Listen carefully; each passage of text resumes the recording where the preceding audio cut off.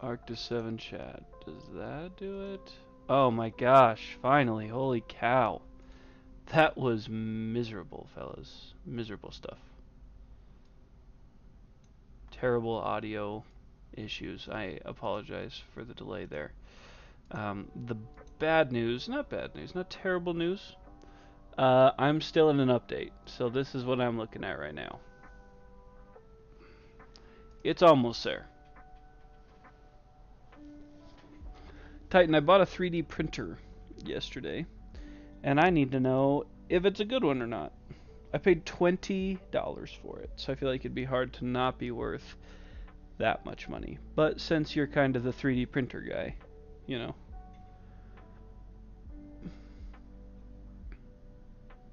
It was, the guy I bought it from said that at one point a couple years ago it was one of the top of the line entry levels, which is great. I just need something basic for now.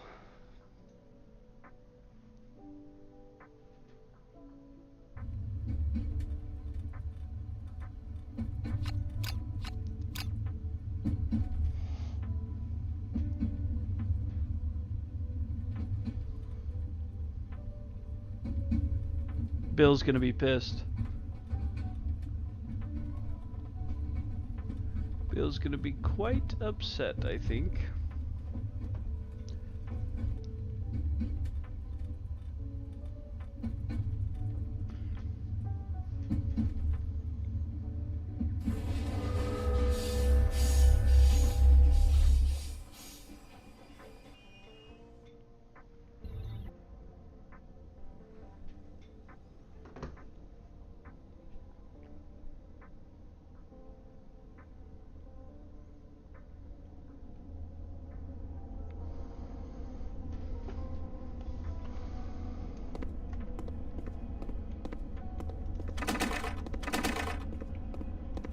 Oh, no way!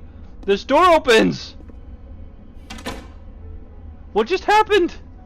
It was finally unlocked! What?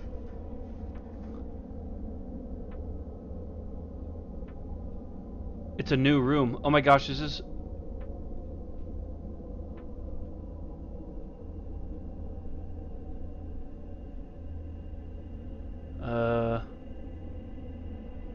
Was I not supposed to come in here yet?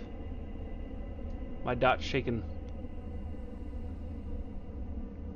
I don't think I was supposed to come in here yet. Oh my gosh. I can't walk or move. Ooh. So maybe this is the gambler's chest room that they don't have ready to go yet? My guess? I'm gonna have to main menu this though. I'm definitely gonna be trying that room again later, probably off stream. But we don't want it to just keep having issues. Oh, I forgot I'm not supposed to push that button on stream. Thank goodness my thing covered that up.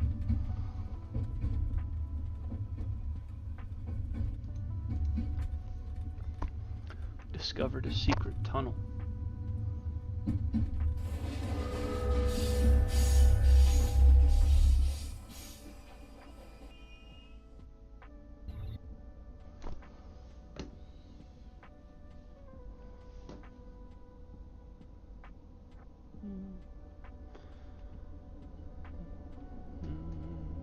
Okay, well then I just have to check.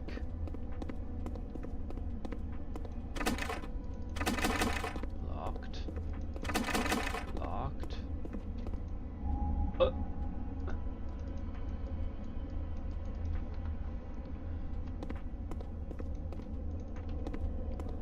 I can't believe that door opened. I'll be back for you, door. After stream. It's gotta be Gambler's chest room. Gotta be. Or maybe they're just allowing multiple rooms with different setups. All I know is that that room isn't quite ready to be entered yet, because it completely froze when I did. So, if I remember correctly, my friends, we are in the midst of preparing for the Great Devourer. What's up, Titan? Did you see that bonus room that just, like, tweaked out my whole game? That was crazy. We have 10 endeavors to spend. We've picked our departing 4. I'm not sure there was really anything else for us to do. We'll go through everybody's equipment, everybody's everything. Yeah, the lock door. Did you not see it open? I'll go show you again. Okay. So it will probably crash again, but I can just go back main menu and restart. So these 2 doors are still locked. But this one will let you in, but I think it's glitched right now. Because it lets you like right here and then goes all black.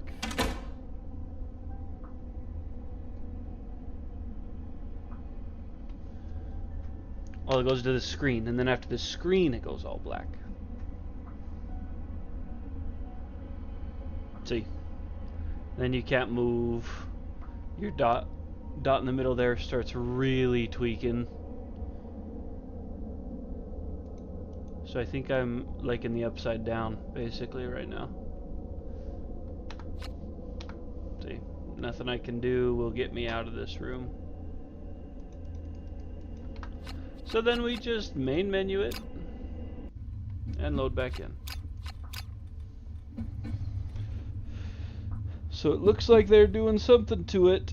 My guess is gambler's chest room. Gotta be it. All your stuff's copied over into the gambler's chest room too, or you can just have multiple campaigns going in different rooms. That'd be pretty cool too. I just better not have to walk all the way downstairs to get the Dragon King if I need him.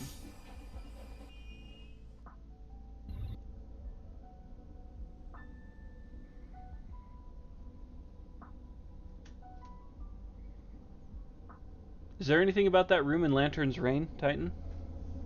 In the sim? Would you be able to check on that for me?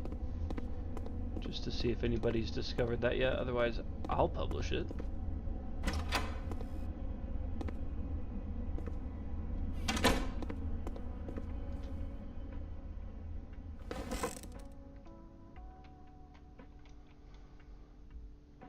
Okay.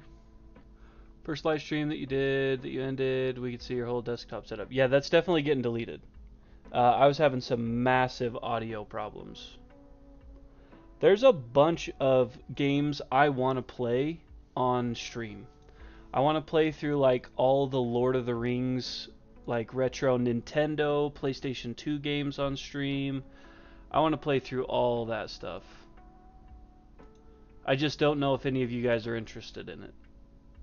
It would be super casual and not like very consistent. Like I wouldn't have set up times of when I'm streaming. I would just, you know, give somebody a heads up, hey, I'm going to pop on and play for a couple hours kind of thing.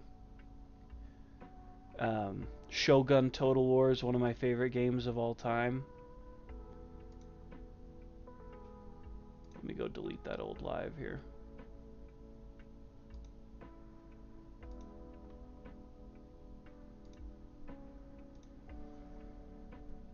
Okay. Now that's gone, just in case there was any crazy information on me there. Alright, endeavors. So we are spending our 10 endeavors. We have resources, don't know if we need to use them, but we can. And yeah, we'll go from there. So, I'm not necessarily going to worry about gear grids first. I think we can worry about gear grids later. I'm hoping I can re-access this book. That is the worst glitch. I can't believe they haven't fixed that yet. I can't use this book at all. It's debilitating to not have my freaking instruction manual available. I can click on it, but can't get the menu to come up or flip pages. When I saw they had an update, I thought they might have fixed that. Okay, so we got Balin, Panfry, Tarna, and Theoden. This dark water, we can remove disorders and gain a random disorder. So if anybody's super disorder heavy, we can get rid of them. Not disorder heavy on Balin. He just needs something consumable in his gear grid, which he's got monster degrees. So he's good. Panfry's got... Yeah, Panfry could probably use it. That wouldn't hurt. Tarna's not got any. Theoden don't matter. So let's go ahead and wipe Panfry's. So we'll eat this dark water. Drink it. Drink this dark water. To cure all three, and then gain a random. Weak spot, no problem. Legs, weak spot. Not a big deal with a full armor set. Okay. We want armor. Because we all have decent armor, but we don't have fantastic armor. So we should get that sorted out. I need to send him to shelf. But we need to spend our endeavors, ultimately. So we have Sauna Shrine that we can do as many times as we want. And I really don't know if anything else is necessary. We don't have enough for cooking. We could potentially do dark water stuff, maybe. Light forging. I'm not sure that there's anything really worth grabbing. We could check real quick for 2 dark water. We only have it level 1, so we could do the gloom bracelets, which gets you 5 armor, I think, on each spot. Ooh, the gloom coated arrows. I don't remember if those were crazy. Gloom Mendy. We could do pretty much any of those, or the dark vial. So let's just take a look at them real quick. I apologize, I really don't remember that well. Played with him recently, but... So the dark water vial, which we could do, we can consume it. You're knocked down, cannot gain bleeding tokens till the end of the round. Once per showdown. Lame. When you depart, gain 2 insanity. It's worth 6 to the 6 to the arms. When you suffer a severe arm injury, archive this instead. That's not bad. Problem is just the spacing there. If we have room. Can't do Gloom Cream, can't do Gloom Hammer. Because we're not rich. We don't have it level 2 is the problem. I don't think. Let me check. Sacred Pool. Oh, Sacred Pool is definitely level 3. But I'm pretty sure we only have it level 1. So we could do Gloom Mendy. When you depart, gain 1 to all hit locations. Not amazing. Gloom Coated Arrows. After attempting to wound each hit location, place it on top of the deck instead of the discard pile. That one is nice. The arrows wouldn't be terrible. I remember the recipe to make the hammer was a disaster. 3 skulls, an iron, an organ, 3 dark water. Yeah. So, I mean, we could do arrows if we want. If we have the room for it, really. We don't need a first aid kit. We just need the evasion. And this is Balin, who does need it. So if we were to put those arrows didn't have any green affinities on them, right? No, they don't have any affinities at all. So we wouldn't be able to get that bonus evasion and take the arrows. We're taking Balin, Panfry, Tarna, and Theoden.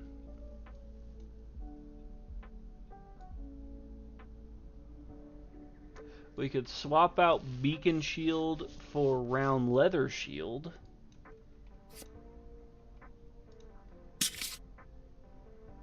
But it's got block 2. That's so much more valuable. I don't even know if we need the arrows, to be honest. We'll wait on that for a minute. We need a better axe, but I don't think there is a better axe that exists that we can get. Because we could get the Lantern Glaive, but I don't think we have 2 iron. And I don't actually know if it's that much better. feel like it should be, but if it has early iron right there, it's already worse. It does have early iron.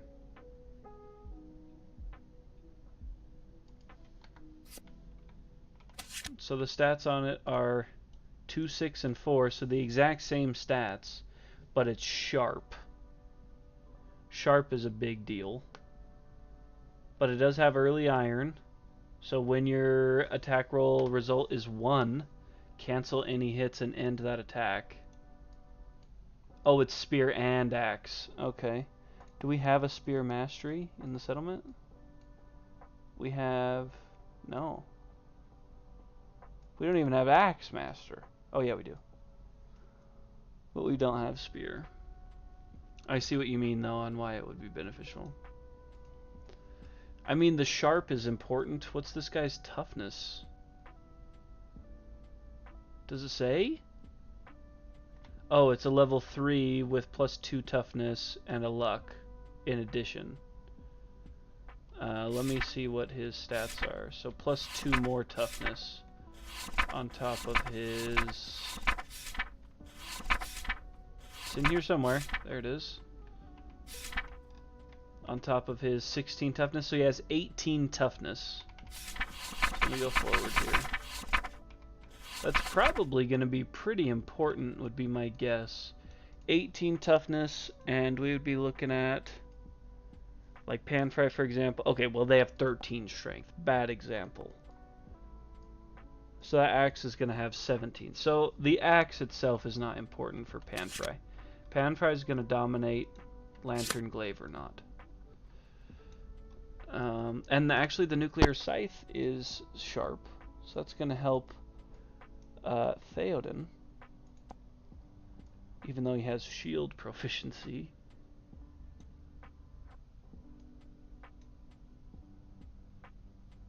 Pretty much needs to keep everything he's got there. I don't know, I don't remember super well how many bleeds the Sunstalker hands out. If it's worth taking the bandages or getting an extra evasion from the badge. Actually, it's probably worth taking out the bandages because he's one of our fellas, reflection, so he can dodge. Sword sucks bunghole for Tarna. We need to get her a better sword, is what she needed.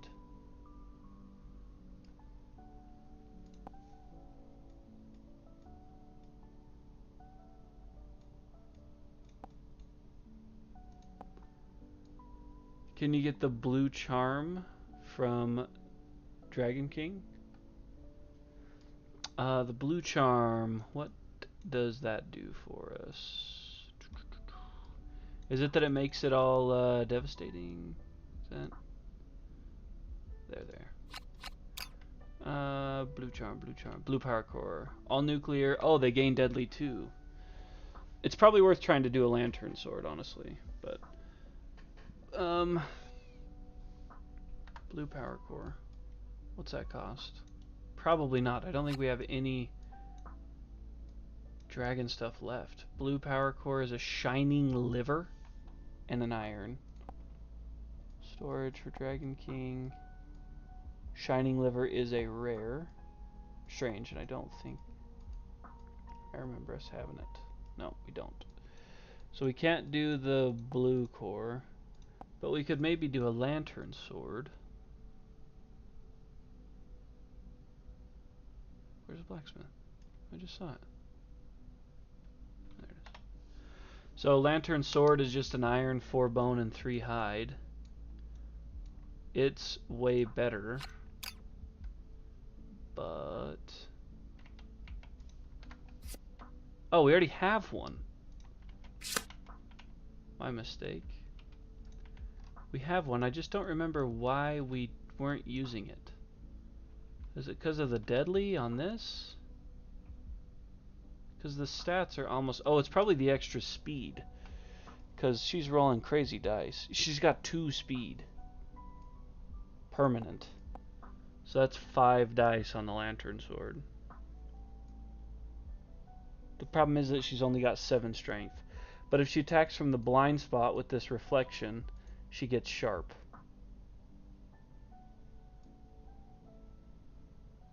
She would technically get one more strength attacking with the scrap sword. Or any sword. Just one more strength because of that stat. So she'd have 11. So if she didn't attack from the blind spot, she'd need 7s or better. It's a big risk. 3, but she'd be rolling 6 dice with a lantern sword. I think she was mostly attacking with the beacon shield, if I remember right, but I don't know. She can surge without spending survival.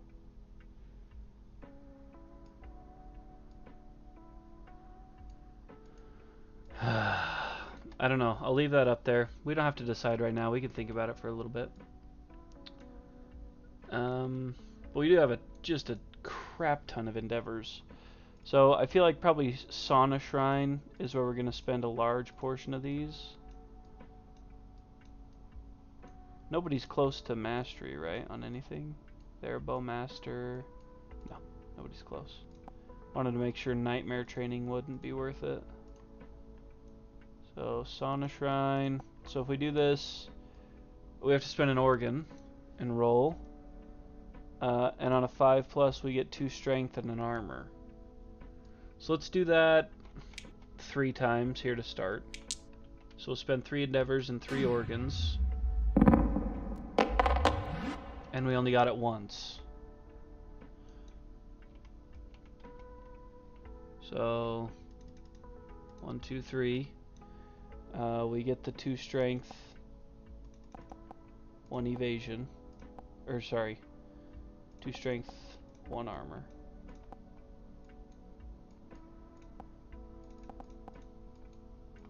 Remember, all this strength pretty much goes right away as soon as we start doing the surge. Goodness. But everybody sets 4 insanity for departing survivors, of which we really don't need any. So, I don't know. What's up, Mike? How are you, buddy? Hopefully moving day goes well for you.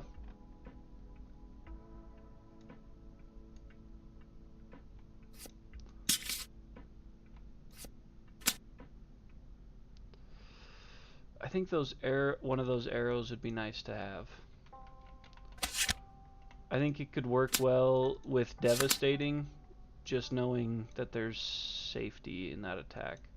So I'm going to spend that dark water and 2 bones to pick up that arrow. A gloom-coated arrow.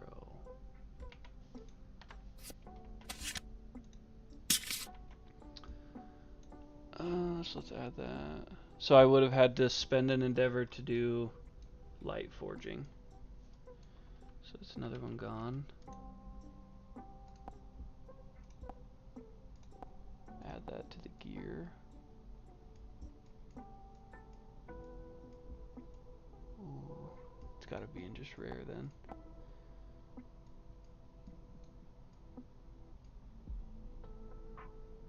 Huh, there it is. It's a hyphen. Okay. I don't know, do we just keep doing our sauna shrine? Oh, I need to get rid of the 3 organs too. So we'll just do 1. Actually kind of low on organs, so can't really keep doing that. 1. Where are the rest of them? 2. Ooh, actually we're not going to get rid of those. 2.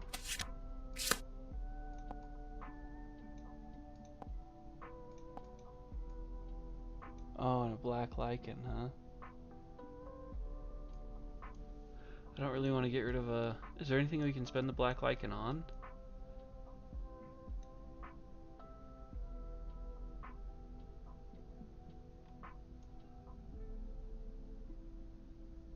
no. Okay. So that gets rid of those 3. Now, we may want to take a harp in with us. I don't know if he's got some bad moods, but if he does, we could harp him away. That's a lion. We happen to still have the whiskers. A harp, who would take it? We could take it instead of a founding stone. We could take it instead of bandages. So it would have to replace a founding stone or bandages.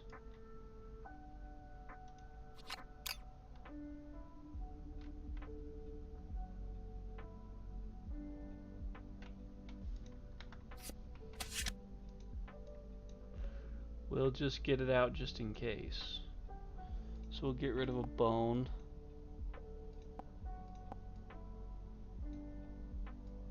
Oh, we have so much hide.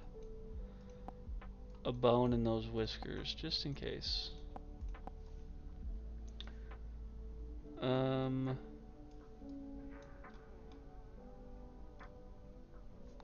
Guess we didn't innovate. But we decided there really wasn't anything worth innovating. Are these all just gonna go to waste? I guess we could do bone beats, but we got plenty of insanity. Cooking, dark water research, drums. Bone beats really doesn't help us. Face painting. +2 survival and insanity. We don't need more insanity. Forbidden dance once per lifetime.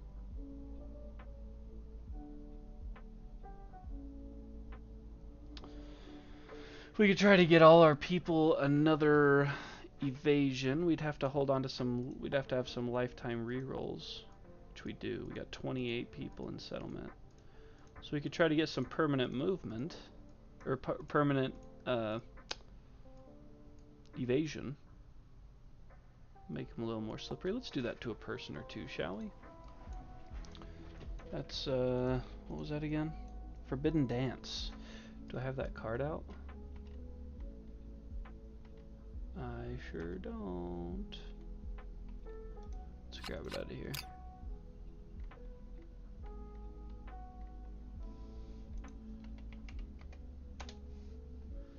Forbidden dance. So 1 through 5s we want to avoid for a -1 permanent movement. So we'll spend 1 here.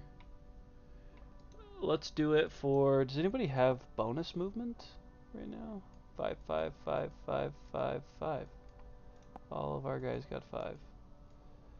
But Theoden will pick up some extras from his gear. So let's see if we can get Theoden a permanent evasion here. So he's going to roll on this table for his once per lifetime. A 9. So perfect. Gain a permanent evasion. It couldn't hurt. Let's try with somebody like Tarna would be fun because they're just already so evasive. So let's try with Tarna. Let's keep the hot rolls rolling. An 8. That's another permanent evasion for Tarna. I mean, it's going swimmingly, so we might as well keep her trying. Alright, let's try Pan Fry. Shouldn't have said anything. That was pretty Bill of me to say something right there while we're doing well. A 5, ruined. Suffer -1 permanent movement. Let's just get rid of somebody down here's got a lifetime reroll we don't need. Tick. We don't need ticks anymore. Oh, they're gonna take a -1 permanent movement anyways. And last is Balin, the archer. He doesn't need movement, but he might need that evasion. Ruined. So we'll spend somebody else's lifetime reroll.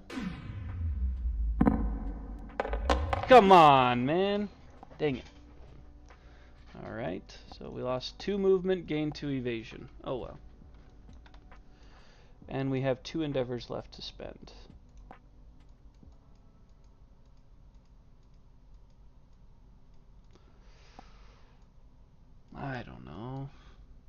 Sheesh. We'll just let him go, I guess. I'd hate to do more damage than good.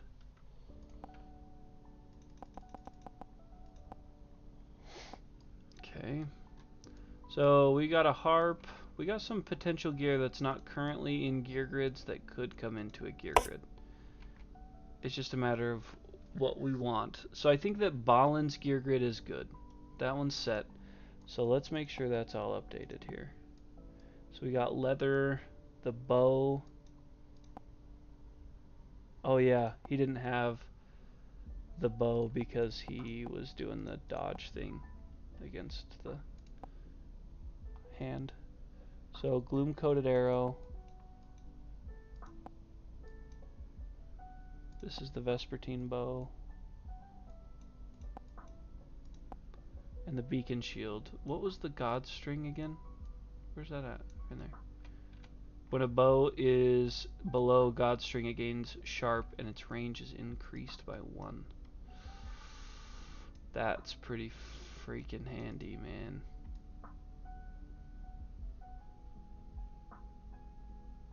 That's actually probably more handy than the gloom coated arrow, to be completely honest.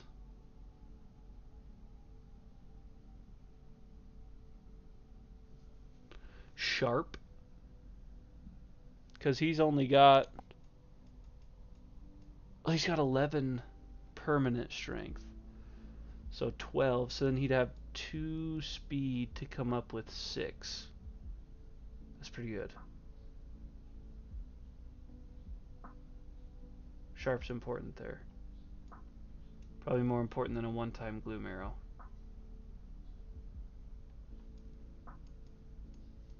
Okay, so we'll do that instead.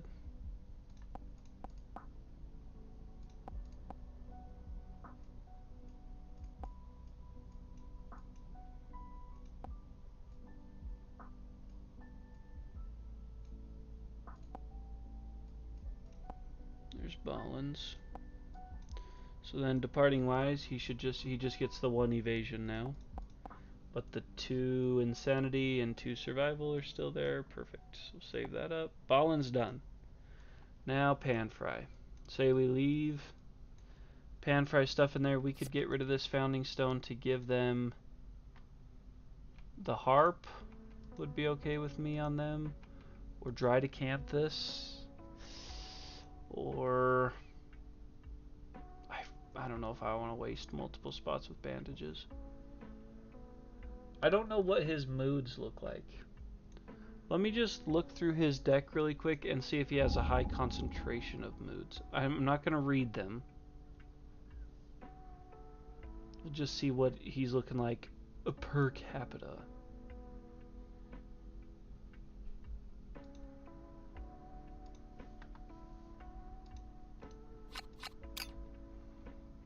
One, two, three, four. 4-ish moods. And were they moods or traits? You know what I mean? Like they definitely could have just been traits.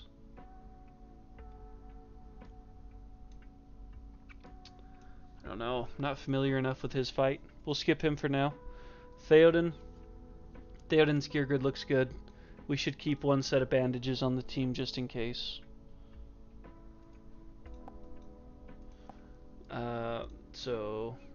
And he's got his nuclear scythe back.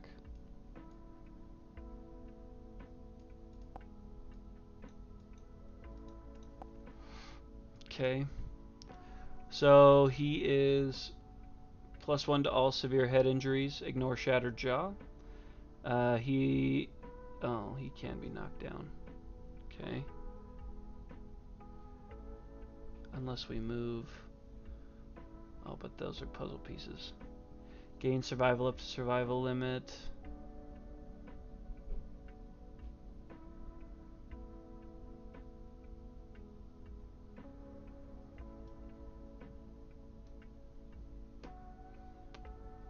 Yeah. +2 movement. Sharp. It's pretty good stuff. So this says he gets an evasion. I'm not sure. He might have had a monster grease at one point. but he doesn't have anything that gets him an evasion right now. 2 movement is still true. No survival, no insanity, none of that stuff on departure.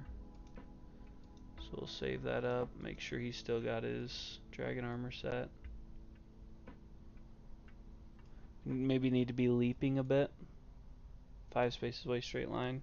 Melee weapon with accuracy and strength buff.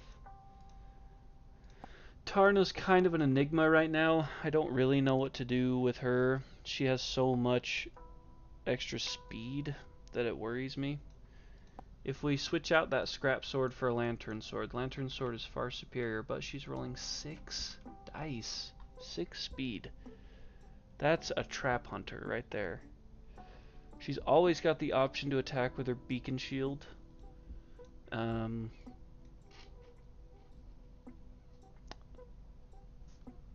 Actually, why is this scrap sword? The scrap sword is 6. Something's not right here. Oh yeah, so she gets the accuracy, strength.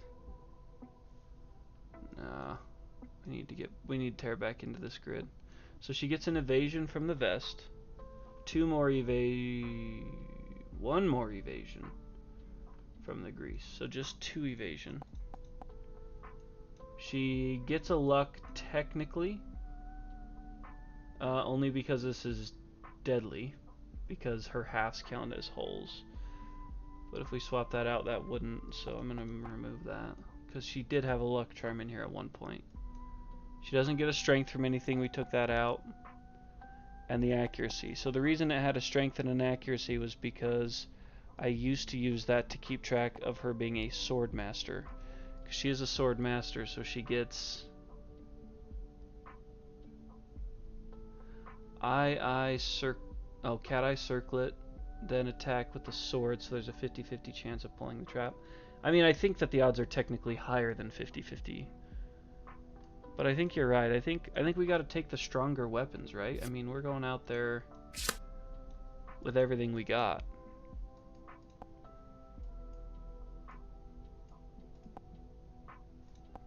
So lantern sword is 6, 2, and 13.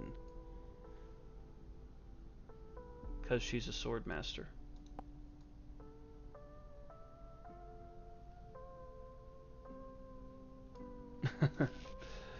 Youchie! It's lots of hits. Lots of chances for early iron to hose us. Okay, so that just leaves us with Panfry. What's the most important thing to put in their grid? Their evasion is 4. They're not getting... Oh, they are getting... They're getting 2 more evasion from their gear grid.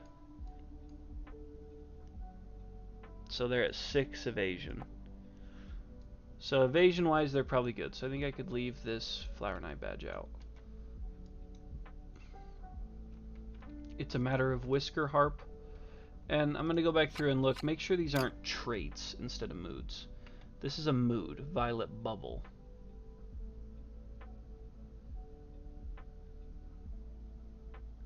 Mood. Mood. Mood. So they're moods. Add that Founding Stone. Okay. Just in case there's some hefty card we pull up. Some hefty crit. Look at all this gear over here.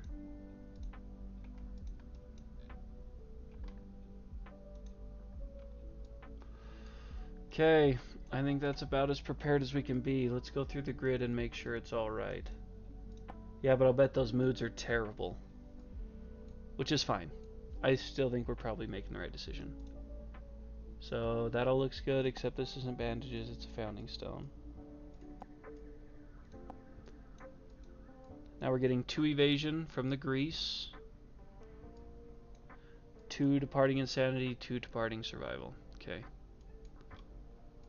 Oh boy, that's it. We're all set. It only took us 45 minutes to get to this point. But now we're ready to show down with them.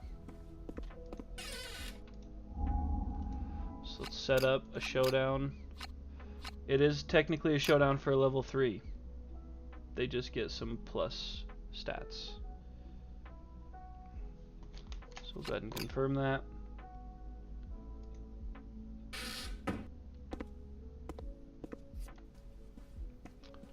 Okay, and then we'll use this book to make sure we got the rest set here. So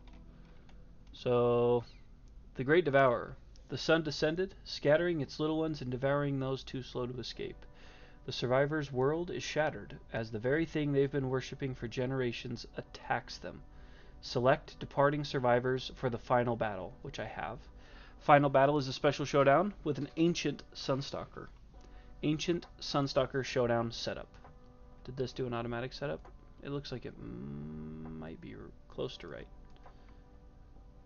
Kind of close.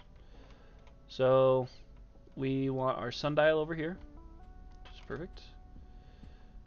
3 stone column terrain tiles set up in the purple spaces. Okay, so there's no salt statues. Let's get those out of here. So the way these orient, can't pull up this face. So 1, 2, 3, 4, 5, and 4. So 1, 2, 3, 4, 5, and 1, 2, 3, 4. So that's where that first one's at. And from there it's 4 spaces in between. Like that.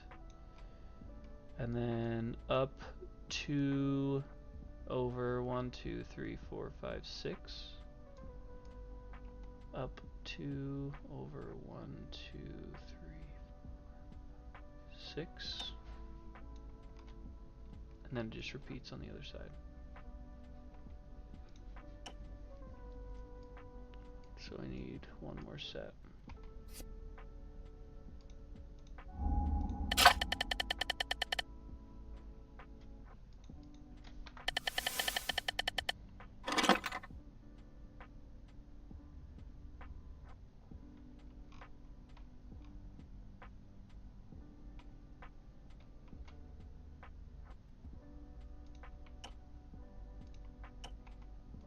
Like that.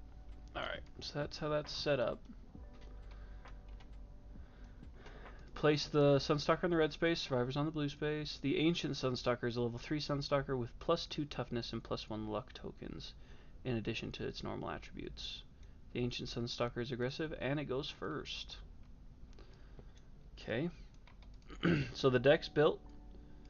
So let's get it all of its stats ready. So flip it. Alright. It is 12 basic, 6 advanced, 2 legendary, so there should be 20 cards in that pile, is that right? Yep. So he's got 20 life points, which is wild. 18 toughness, 16 movement, 2 speed, 2 damage. So 2 damage, 2 speed, and an extra luck.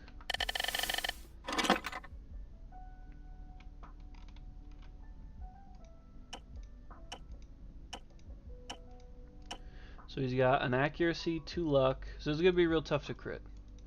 Except with that founding stone. Maybe that's a good thing we brought it. So his first little trait is solar energy. So that's this guy here. Solar energy. After the monster performs an AI, place it face down on the solar track, which is right here, instead of the discard pile. And then that sundial is the number of face down cards currently on the solar track. So there's a lot of like after damage stuff that deals with that. Next is sundial. It's pretty easy. So sundial, standing survivors and obstacle terrain tiles cast a shadow in the direction indicated above. Shadows are 1 space long. The Sunstalker, shades, and knockdown survivors do not cast shadows. Okay. Shadows of Darkness. Nope, that's these guys. Nope. Shadows of Darkness. So it's a trait. Shadows of Darkness, place 1 shade in the shadow of each terrain tile. If the shadow of a terrain tile is fully occupied, do not place a shade. Now, I don't know if that means do it right now,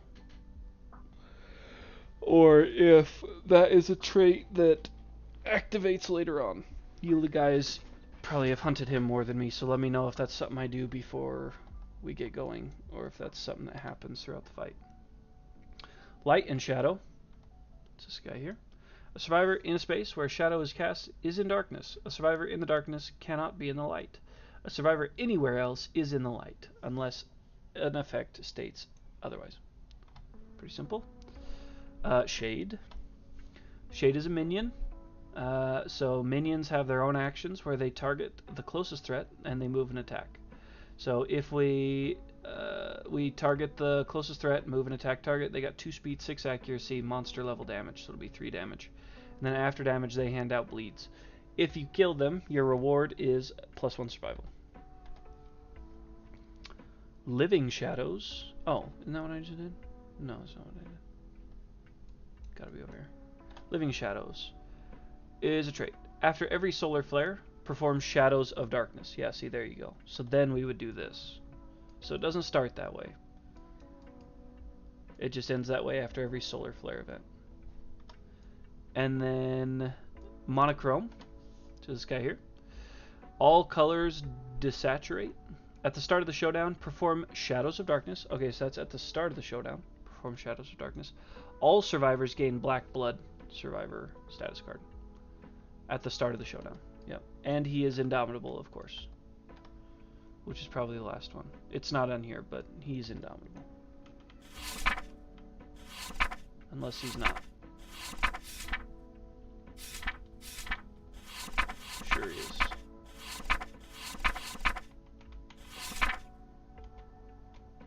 Yeah, indomitable right there.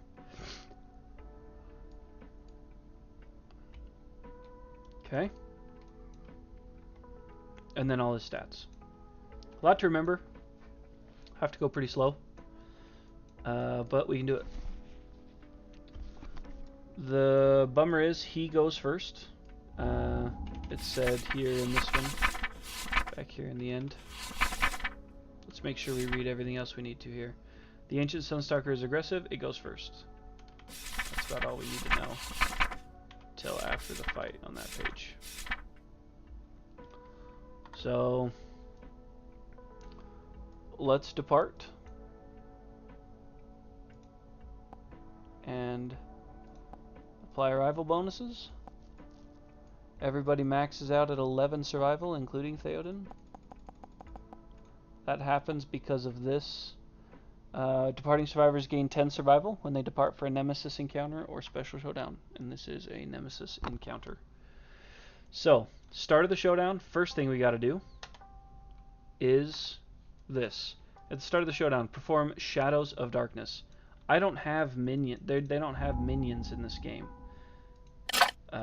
So I'm gonna have to just find something to keep track of minions.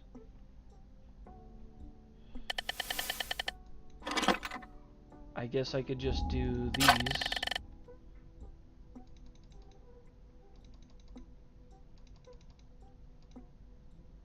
Hopefully there's not more than 12 on the board. So I'll flip them upside down. So I gotta cast them in the shadow. So I'll put one here, one here, one here, here, here, and here. Got himself a little squad. I'm gonna need more than that, I'm betting. Let's get the rest.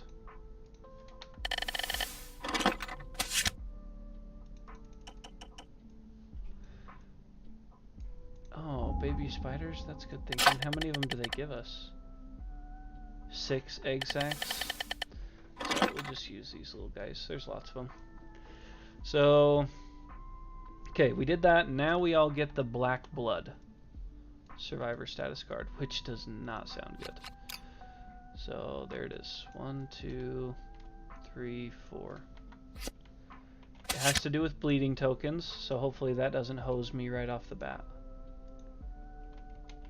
Because I only brought one set of bandages. So black blood is a survivor status. Your blood has changed color. While you have this, place your bleeding tokens on this card. They cannot be removed. When you die, place a shade in the space you occupied. If you have more than 5 bleeding tokens and you don't die, then conquer your shadow. So that's if somebody had the one that's 7. So the bleeds you get, you can't get rid of. Yikes. So those bandages are literally a waste of a slot. So I'm going to swap them out. Go ahead, say what you want to say, but I'm swapping them out. Because I didn't know I wouldn't even be able to use it. I'll put this freaking harp in there.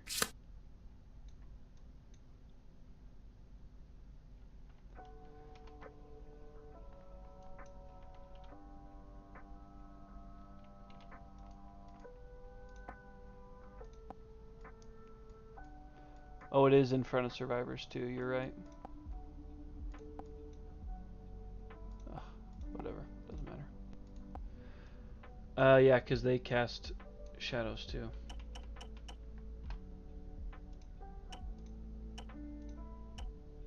Oh, but they're not all starting there though. I'll move them up and move it around a little bit.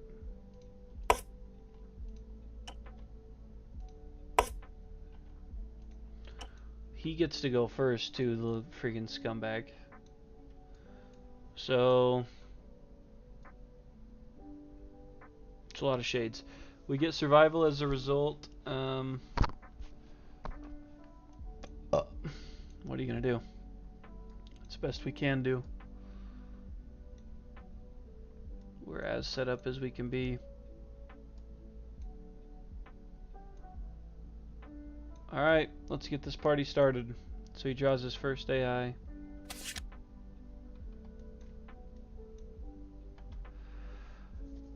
It's a basic, it's a tentacle whip. So he's targeting the furthest survivor in darkness. We're all in the light. So then he's just going to target the closest survivor, which is a tie between what should be Tarna. Pretty sure that's Tarna, right?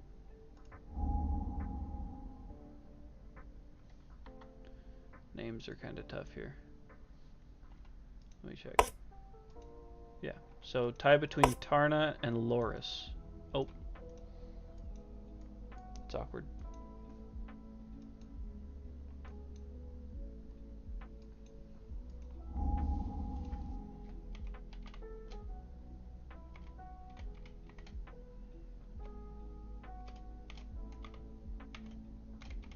No what? What happened? Titan. What's no?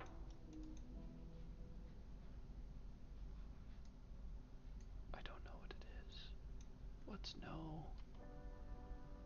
We'll have him target. So he's got 4+ accuracy, +1 accuracy, makes him pretty good. But that's 7 evasion from Tarna, and 6 from Panfry is not bad either. We'll have him target Tarna. You still need to, but I did. I put shades in front of the.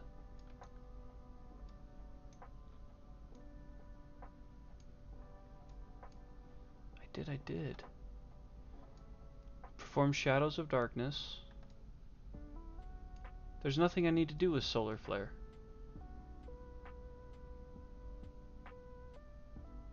Because he hasn't Solar Flared.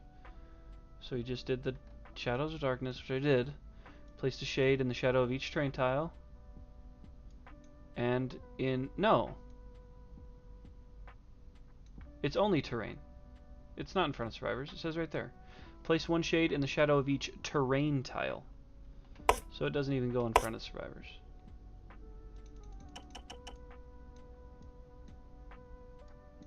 It says right there, we're very blatantly terrain.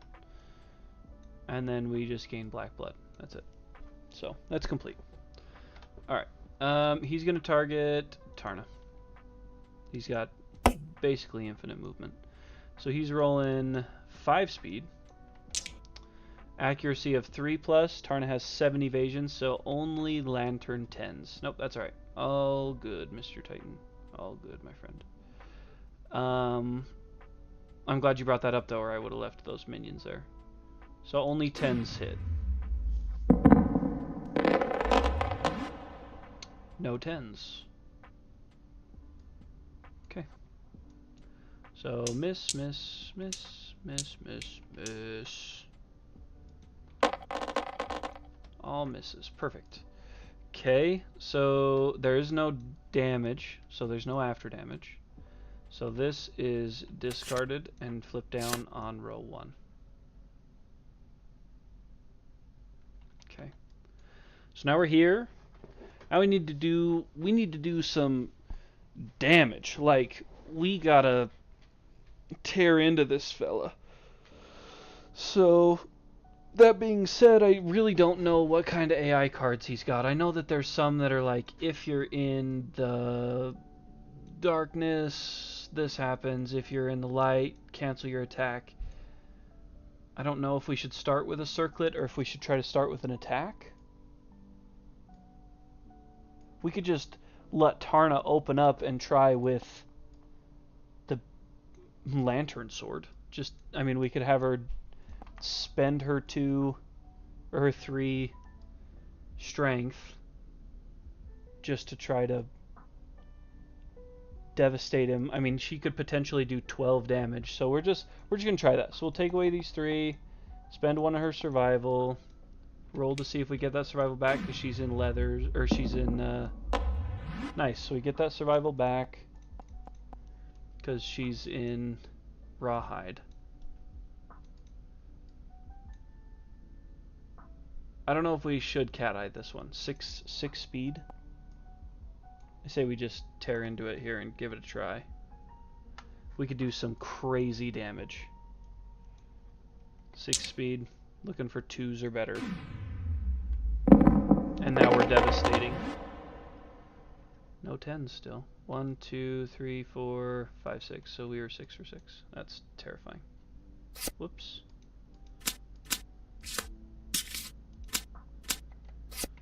So 6. Flipping. 1. I can't tell if I see the trap in there. 2, 3, 4, 5, 6. No trap. Oh, but there's first strikes.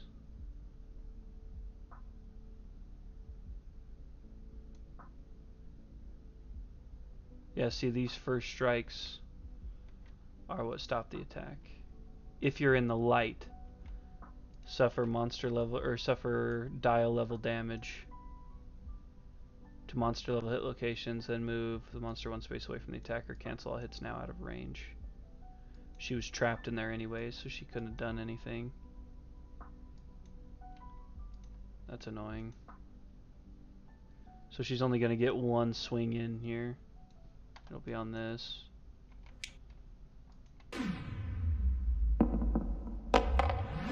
Six plus her 11 on the lantern sword is 17. He has 18 toughness, so we just need a 1 or better here. A 2, so it is a wound.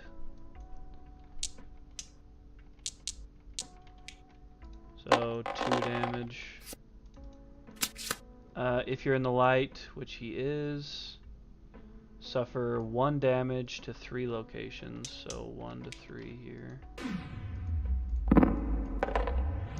So body, and oh, body, wow, triple body.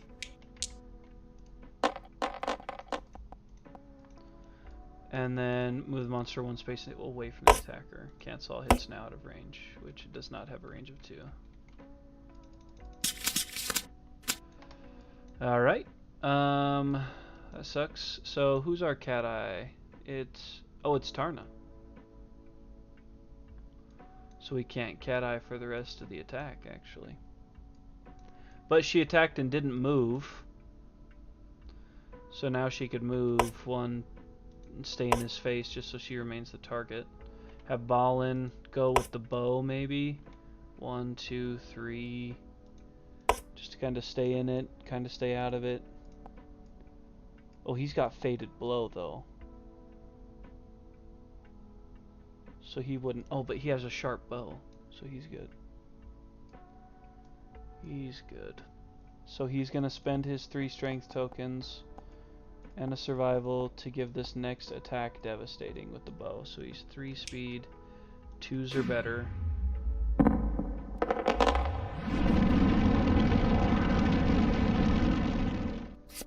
Dang it, I did that again. 3 speed. Okay, we have a first strike impervious, and then a nothing. So the 2 first strikes go back to back. So this has a failure, perform basic action, target the attacker. This attack gains... Alright, so we definitely don't want to fail that.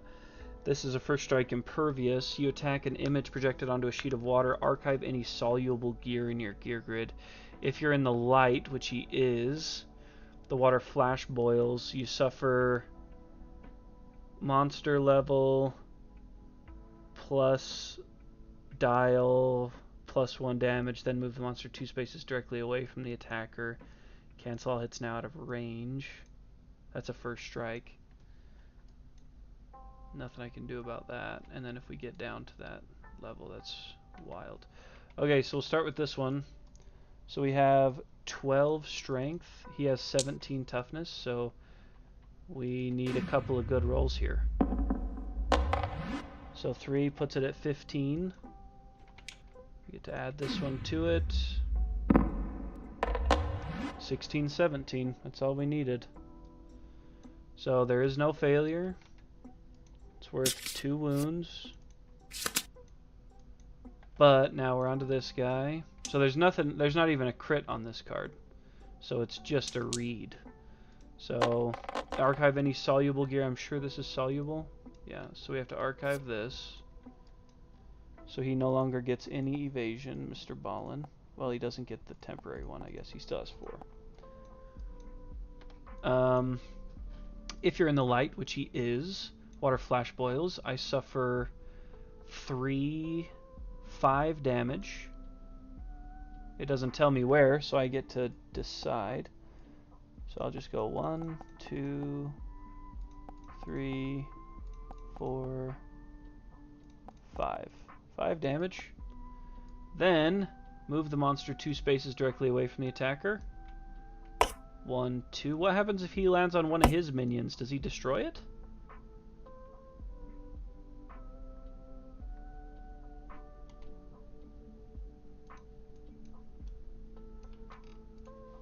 I don't know if Shades can live there while his fat ass is on top of him. I don't know. Cancel all hits now out of range, but he's not out of range.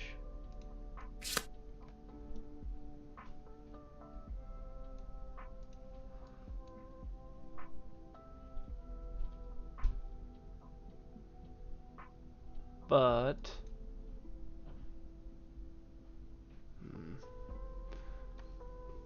so with this break in the flow between that card and this one, if I wound him, all survivors within 2 spaces, so these 2 that haven't gone, suffer bash, which Panfry can ignore. So Theoden's gonna dash 1, 2, 3, 4, 5 to there, and they're not within 2 anymore.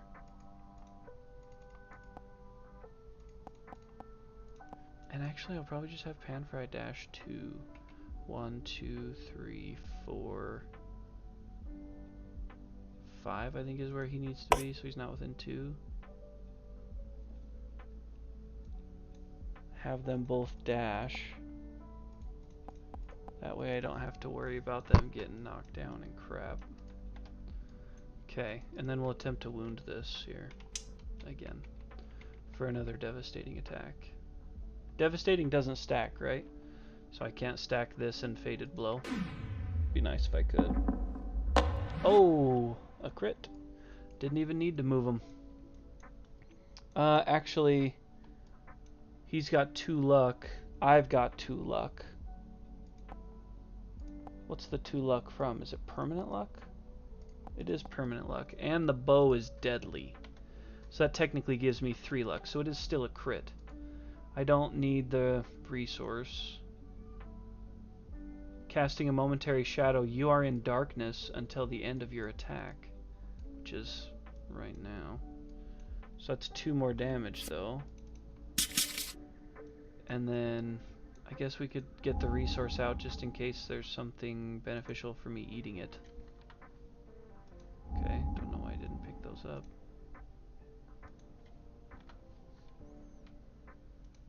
So I'd get a sun shark fin.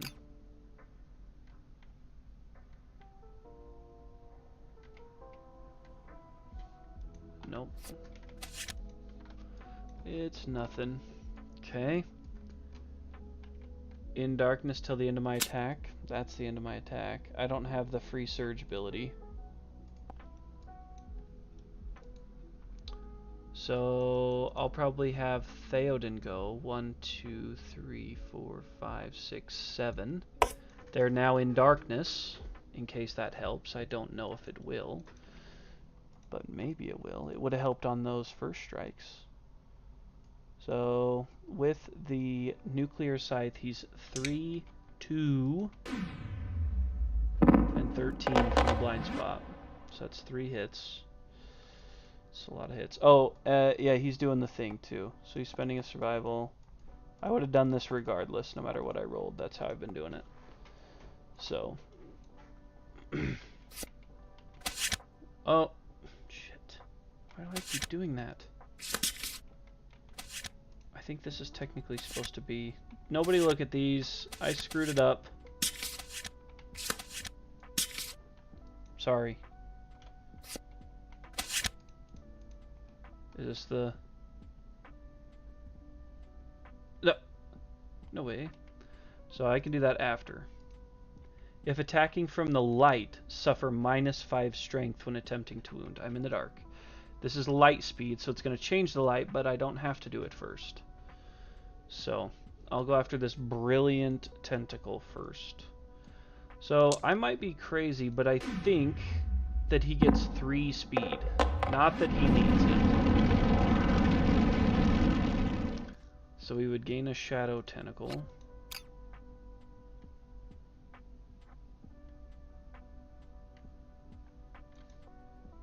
When you gain this during the hunt or showdown, return it to the resource deck and draw again if any survivors are blind. We are blind. So, I don't know, maybe there's something in here worth drawing. Maybe I'll draw it. Is that poop? Oh, come on. Come on, man. Come on, man. That was a Johnson. Roll a d10. If the result is less than or equal to your courage, gain a token. It is more than. So I'm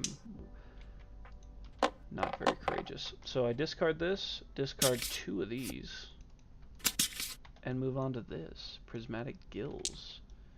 It's got a wound that is actually gonna hit me. Just me. Till I crit it. Oh, sheesh. That might be. Oh, I forgot. His luck is crazy. So I only have 1 luck.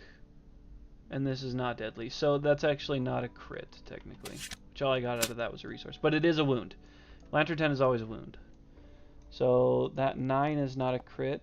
But 9 plus my 10 strength is a wound. So let's get rid of those 2 first before I forget.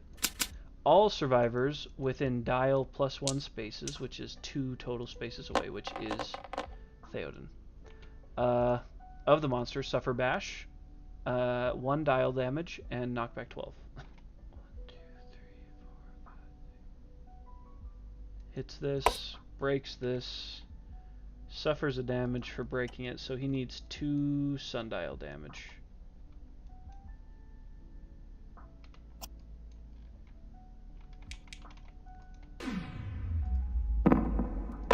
So 1 to the arms and 1 to the body.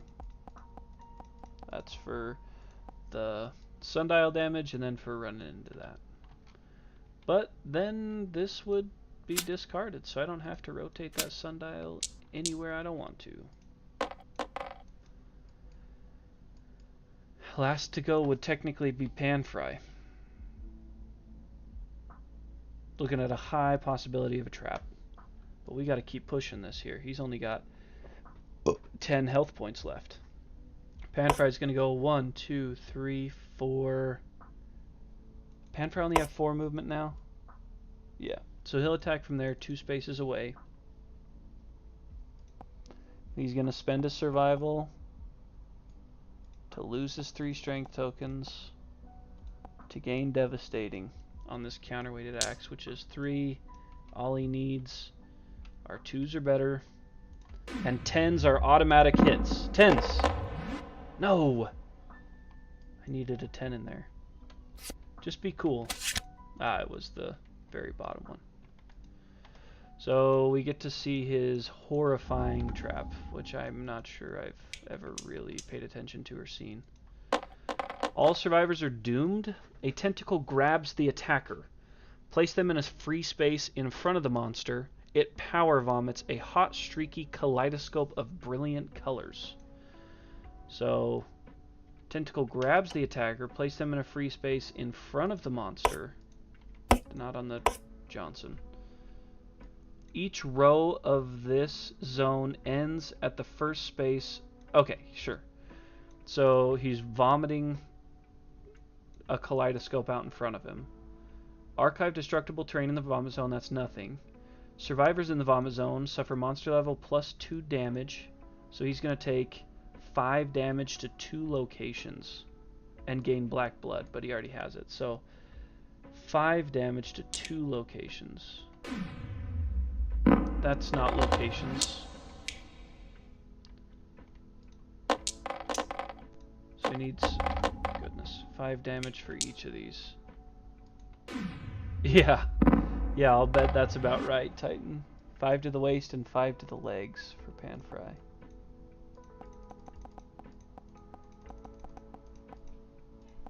Yeah, that's a pretty bad trap. So place all cards on the solar track. Nice. Into this discard pile. Very good. I mean, not great that it gives another attack back into the rotation, but I ain't gonna complain about that, no way. And then rotate the sundial 90 degrees clockwise, so I can do that. So triple shuffle. So pick it up, rotate it 90 degrees clockwise. Okay. So it's gonna be lame like that, huh? We'll just keep it up here, I guess. So that's now the direction the sun is shining. What's crazy is he didn't get nothing. He didn't get knocked down, no bash, nothing like that. So I could technically, I think I could surge with Panfry if I wanted. It wouldn't be devastating. But I think he has Sweet Battle. No, he doesn't.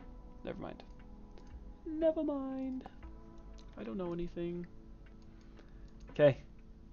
That was a pretty good first round, if I do say so myself. I feel like, right? It was solid. And on this new round, I could technically surge and block with anything I need, because he starts the new rounds, so we would pass back over to him. Theoden could stand.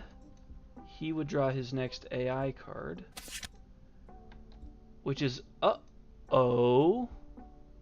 legendary. He's not going down without a fight. When this comes into play, draw an AI card. If the monster is a level 1, place this on the solar track immediately. He's not a level 1. Light bounces in impossible ways whenever a survivor attacks there in the light, so there's no longer shade. When a shade is defeated, place a token on this card. When there are 3 tokens on it, place this card face down on the solar track. So we just are not going to be killing shades. So now we draw another AI. It's a basic, it's a dazzling beam. For the survivor adjacent to the monster, that's Panfry. There's a break in the flow here. This cannot be dodged. So we're going to surge with Panfry. We can't surge. Sorry. I know that. I know the rules to this campaign, I promise. So we're just going to take this here. So it's 3 speed because he gets +2 speed. Panfry's got pretty good evasion. He's rocking 6 evasion. So under 7s, sub 7s. I saw an 8 and a 10. that's not good. So we got 8, 8, and 10. So that's 3 for 3 on old Hangin' Johnson. So that's 3 areas that take 3 damage, because there's nothing on the solar track right now. So we got 3 to the arms. That's an okay spot. 3 to the body and 3 to the head. Those are all okay. I was pretty lucky.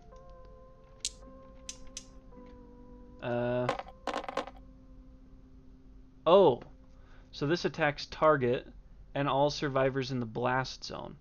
So that would hit him, Panfry, and then 2 off of him. So it's going to hit Tarna as well. Tarna has way more evasion than that, though. She has 7 evasion.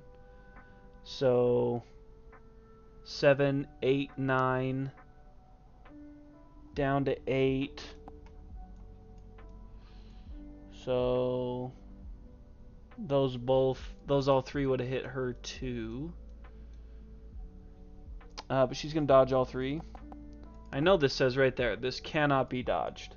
But she is Reflection. You may dodge at any time, and as many times as you like each round. So she's going to dodge all 3 of those, and then she's going to try and get some back. Is she a Thrill Seeker too? She is. So she gets 2 back for that.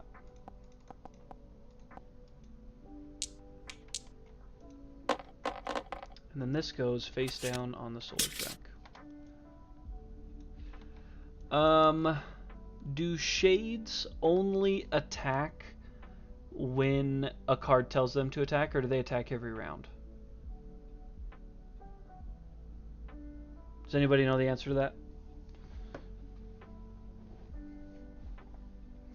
I can ask the interwebs.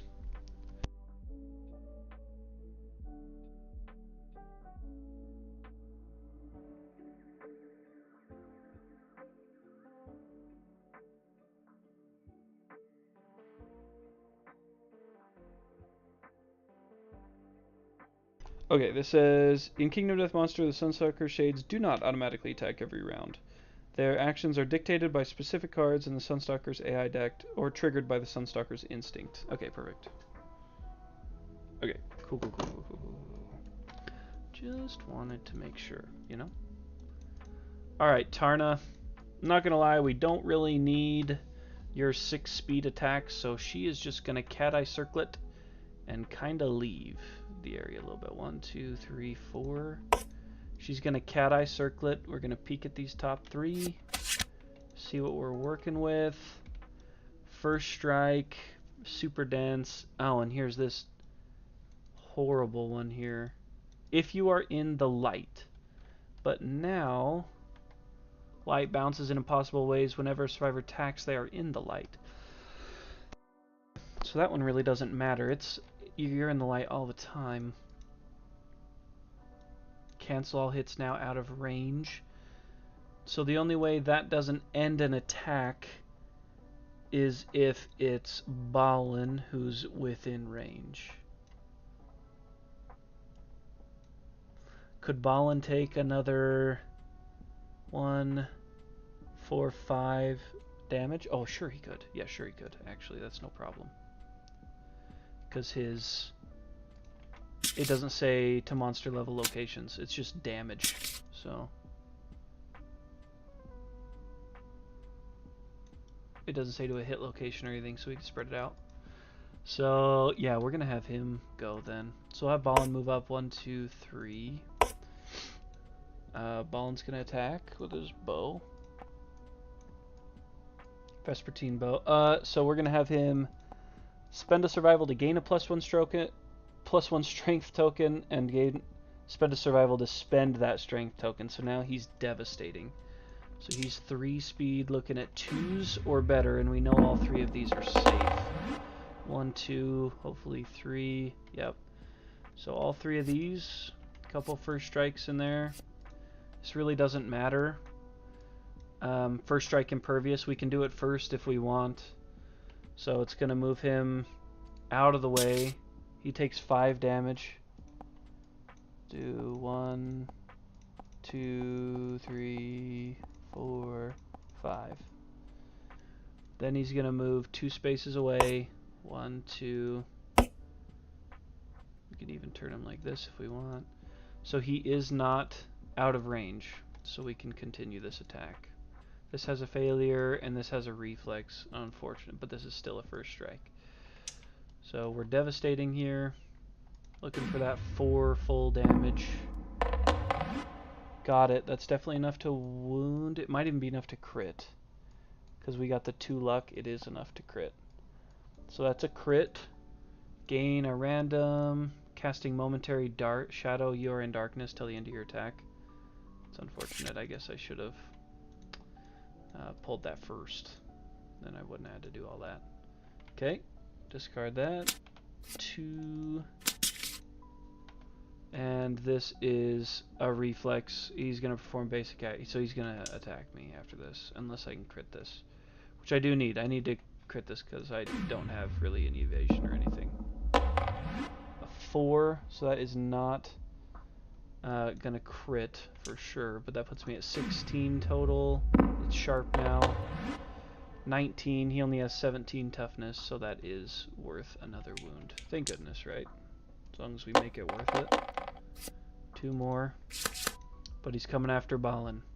So he's going to turn. Basic action. Targeting Balin. Basic action here. Let's flip it. It's 3, so 5 speed. This is going to hurt, but I think he could survive it. That 2's going to miss. So 1 miss. What the heck does it say that was? A 4? Oh, the 4 went off the table. Oh, okay. I got you. So this misses too. Because the accuracy on it is 4+. He's got at least some evasion. 4 evasion. So they need 8s or better. And he's got 1 accuracy, so 7s or better. So actually, oh my gosh, did they all miss? They all missed. That's awesome. What are these different options now? Dwelling? System?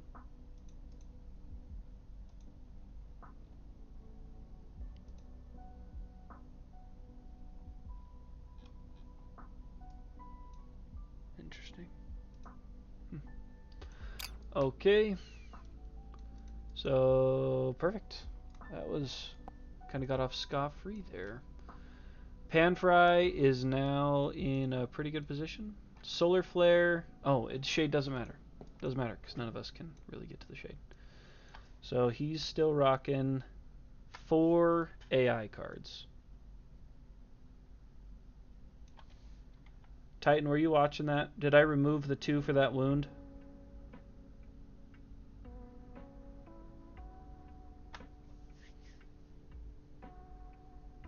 I think I did. So we'll move Panfry 1, 2, 3 to be diagonally. Oh, whatever. I mean, it really doesn't matter for the guy. We'll just leave him here. We'll save the movement just in case. So Panfry's gonna do the survival. Ding ding. Now he's going with the counterweighted axe. 3 speed. He's devastating. We just need one of these to be a 10, so we can just automatically rip 2 cards off the top. Yes. So that 10 is, before anything, a devastating double. And we don't have to draw a card for it. Now we just draw 2. Okay, there is an engulf in light. It's not really going to matter because we're in the light all the time because we're attacking. But he's already in the light. So we'll do this first. We're devastating. All we need is something other than a 1. So a 4 is good. Is that going to be the... Wow. So 1, 2... No reaction. Can I attack these? Oh yeah, there it says right there. Rotate the sundial clockwise till the attacker's in the light. It's already in the light. If that isn't possible, angrily shrieks. The attacker suffers monster level brain damage. I'm there. Discard this card without attempting to wound. Okay. And then he hasn't moved or anything yet, but I think I'll just have him stay there. I don't think Theoden can get in there. 1, 2, 3, 4, 5, 6, 7. Oh, I could have him... Okay, so what I'll do is I'll have him dash.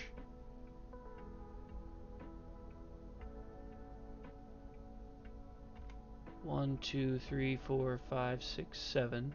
I'll have him dash 7. And then he's going to spend his activation and his movement to Dragon Leap 5 in the air. 1, 2, 3, 4, 5. Dragon Leap 5. Now he's going to activate his melee with +2 accuracy and +5 strength. So the nuclear scythe.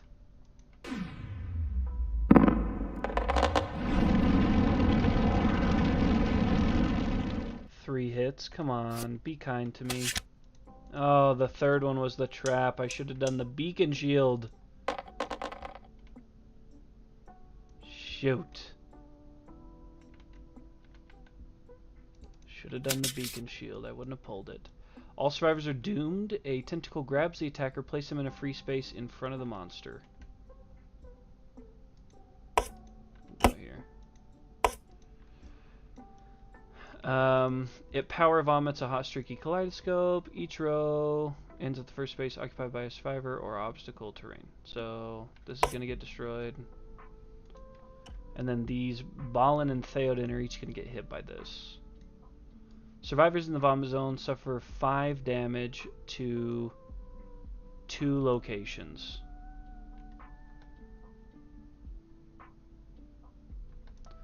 So they each take 5 damage to these locations. It's not going to be great.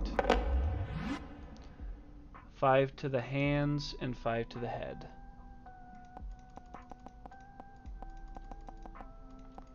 And the same for Theoden.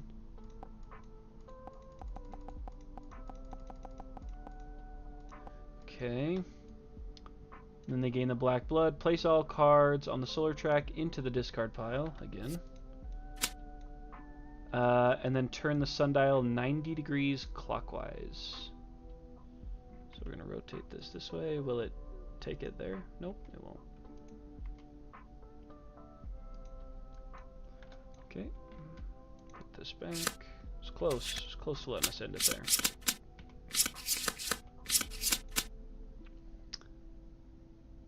Tarna cat-eyed. I guess she could...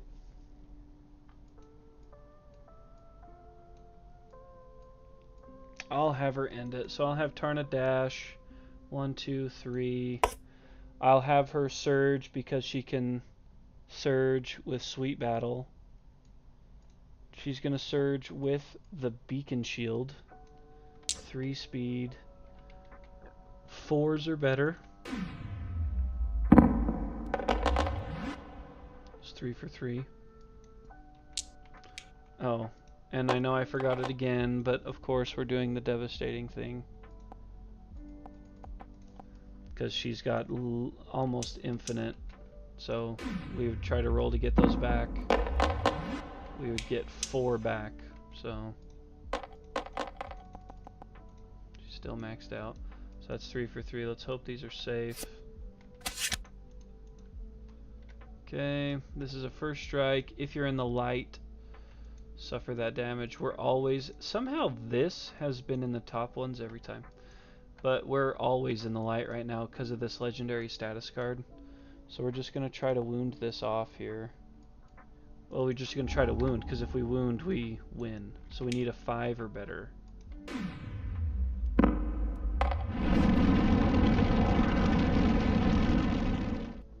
A 10, which is a wound. On devastating, 1 damage, plus the basic action. Dead. A dead Sunstalker. Survivors are victorious. We did it, guys. We freaking did it. And by we, I mean these fellas right here.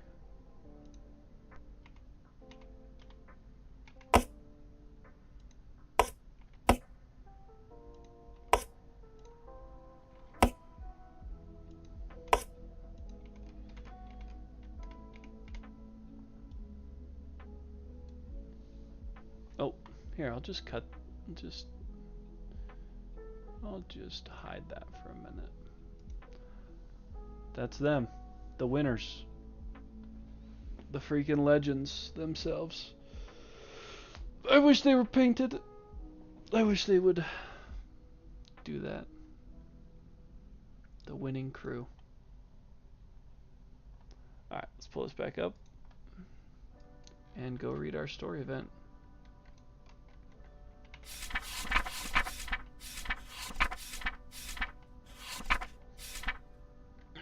The Great Devourer. Aftermath. Victory. The victorious survivors stand over the corpse of the sun, shocked and horrified. It's only then that they notice that the infant Sunstalkers had been consuming the settlement in the darkness while they fought.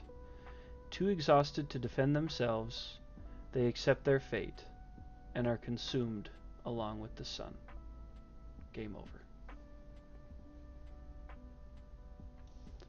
Those little rats snuck into our settlement while we were away fighting. Ate everybody up. It's because we used up all our lifetime rerolls.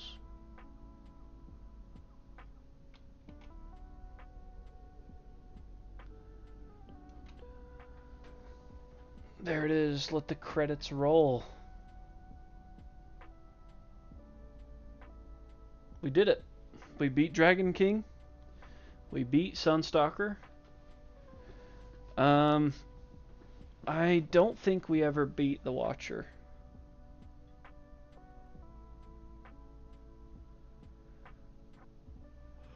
I know we got to him and fought him, but I don't think we beat him. Because I don't think we ever fought the Gold Smoke Knight, did we? I don't remember. But we did it. Victorious settlement. And we actually kind of dominated that Sunstalker. I'm worried somebody's going to pop in and say, well, you forgot to do this. Because I'm pretty sure we played it all correctly. He didn't have multiple draws. We were in the sun pretty much the whole time. We just devastated all his attacks. Thanks, Titan. Congrats to you too, my friend. It was all of our settlement. But on that note, we would come back here. Survivors, complete showdown. I'm not sure how it'll return and advance the year. That's it.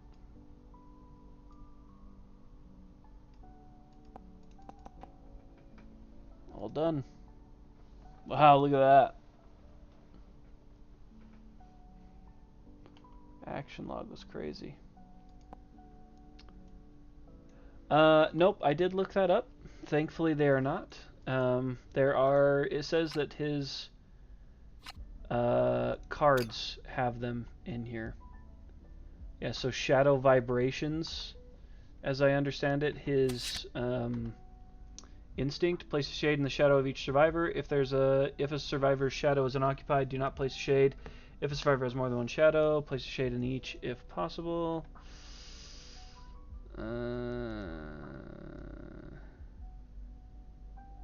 I looked it up and it said they didn't.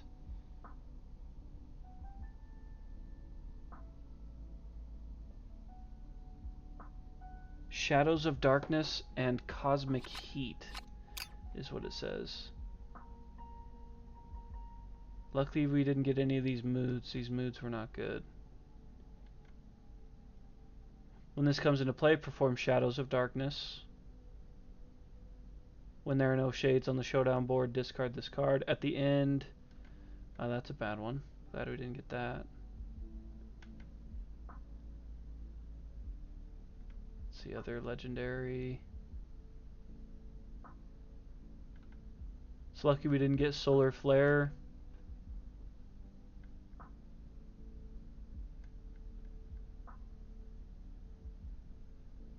Lucky we didn't get that one. Shadow Tentacles.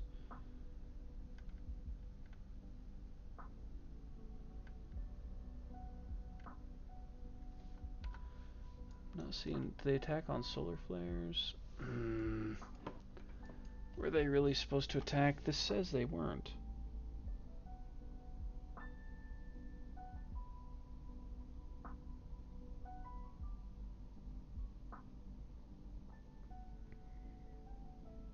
Why is there not much information on here?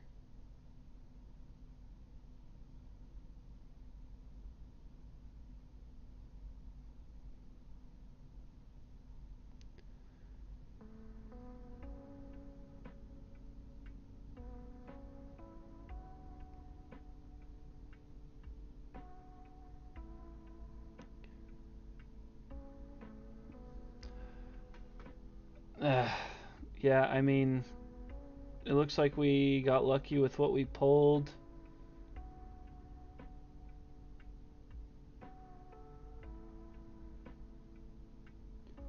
I guess if I played that wrong, I apologize, but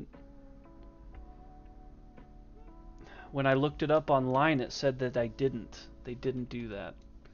So I'm still not sure whether they do or not, but we beat them. They would have handed out the bleeds that would have made this worse. But again, we didn't go 5 rounds, so they wouldn't have bled us out. That's for sure.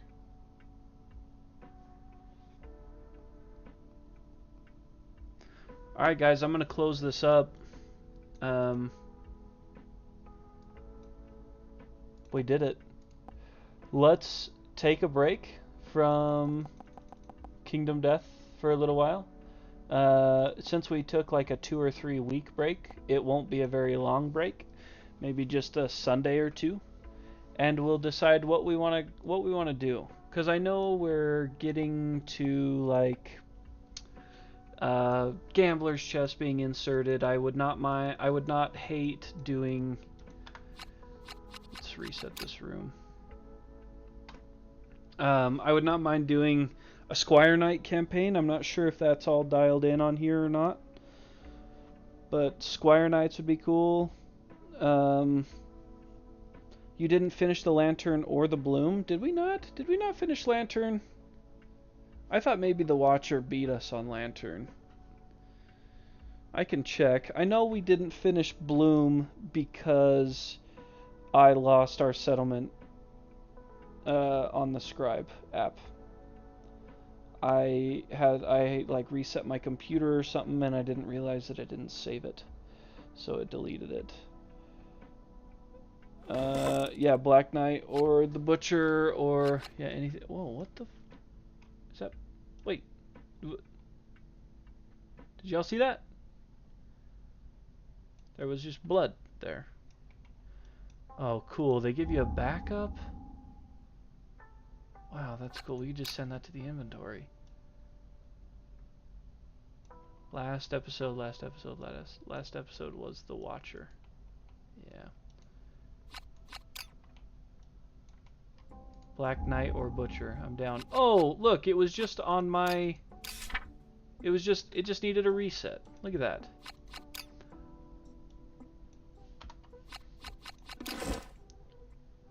This room's all ready for us now. I'm gonna put it in here, I think. Oh, I have that in there too. Let me get this out. Give me that. Get in there.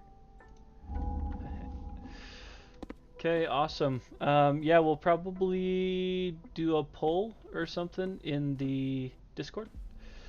I'm thinking probably Black Knight, just because I haven't ever experienced it before and it's fairly quick.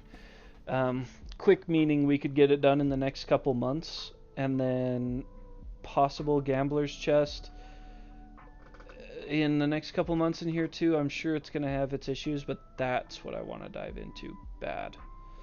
So we're going to sign off here, fellas.